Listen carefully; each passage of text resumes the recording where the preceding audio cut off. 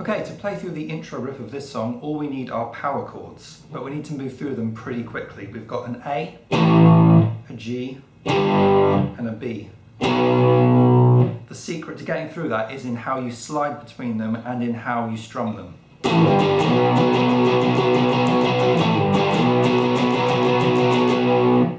So we're going to start on the B and slide down to the G with one down strum.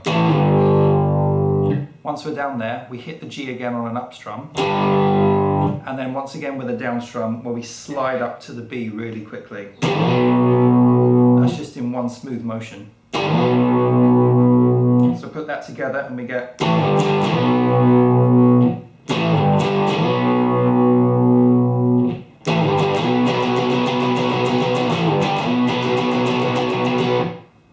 That's quite difficult to keep the power chord shape constant as you slide around, so you can practice just with one finger to begin with.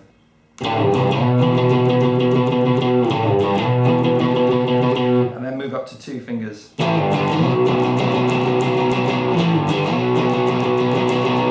then three.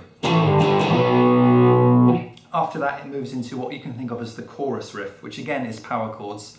And we're doing a sort of chromatic rundown from F to C.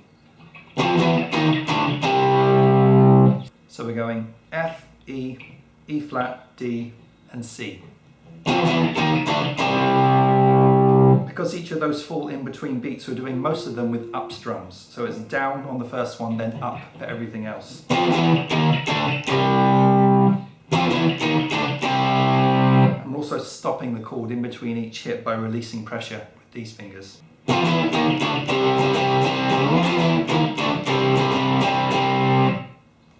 On top of that, there's also another guitar playing a little riff using the top of a C chord here. What we're doing is we're bending the 10th fret of the 3rd string and then hitting both of the 8th frets on the top string.